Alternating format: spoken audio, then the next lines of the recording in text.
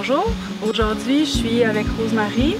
On va faire l'évaluation des pertes à la récolte. On est dans un champ de pois de Saint-Nazaire, la ferme Vitello. Puis je vais laisser Rose-Marie vous expliquer chacune des étapes pour déterminer les pertes. Donc d'abord, lorsqu'on arrive au champ, on commence par regarder l'état du champ.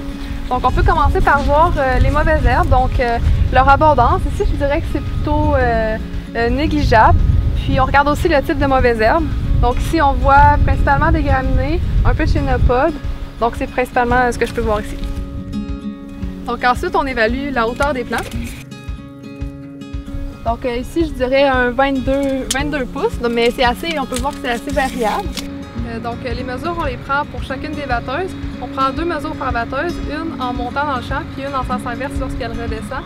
Donc à chaque fois qu'on prend une mesure, on délimite la zone d'un mètre carré. Donc pour évaluer les pertes, d'abord on choisit une zone après le passage d'une batteuse. Donc on choisit une zone qui est représentative, donc idéalement qu'il n'y ait pas de baissière en un point, juste dans ce point-là. Donc ensuite, on délimite la zone qui correspond à la largeur de la table de récolte de la batteuse, puis qui est de 1 mètre carré. Ensuite, on récolte, on prend dans la zone les pois et les gousses qui n'ont pas été récoltés.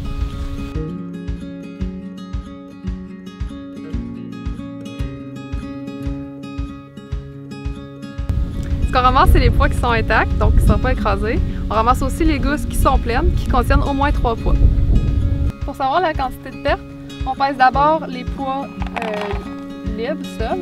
Donc ici, on a 6 grammes. On va ensuite peser les gousses, mais avant, on va les vider. On va sortir les pois.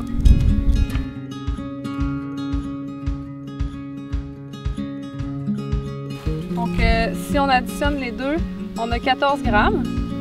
Pour avoir la quantité de perte en kilos à l'hectare, on va multiplier par 10. Donc ici, on aurait 140 kg à l'hectare de pertes.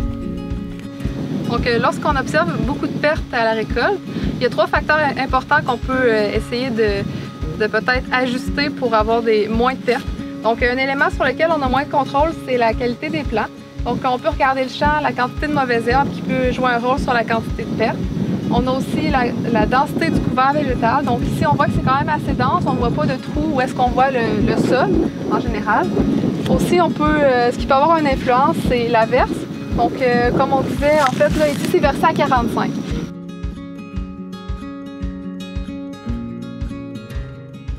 Donc, souvent, si les plants sont très versés, une solution, parfois, c'est de récolter dans un sens uniquement. Donc, un autre aspect qui peut faire que les pertes sont plus élevées, c'est la batteuse elle-même. Donc, d'abord, ça peut être la propreté de la machinerie. Donc, entre autres, le grillage à l'intérieur qui peut avoir beaucoup de résidus qui peut faire que les pertes sont plus élevées. Par contre, les batteuses sont nettoyées à une certaine fréquence dans le but justement de limiter les pertes. Un autre aspect, ça peut être l'ajustement de la machinerie. Donc, il y a plusieurs ajustements possibles, mais un principal étant le tablier de récolte en avant de la batteuse qui peut être monté ou descendu selon la qualité des plants. Un dernier aspect qui peut faire que les pertes sont plus élevées, c'est l'état du champ.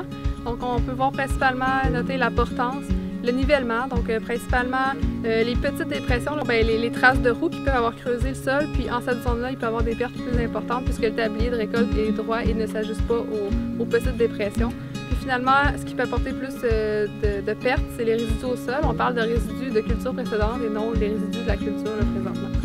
Donc ici, vous avez vu un bon exemple de l'évaluation des pertes à la récolte dans les légumes de transformation. Il y a un petit bémol à apporter. Chaque champ est un environnement complètement différent.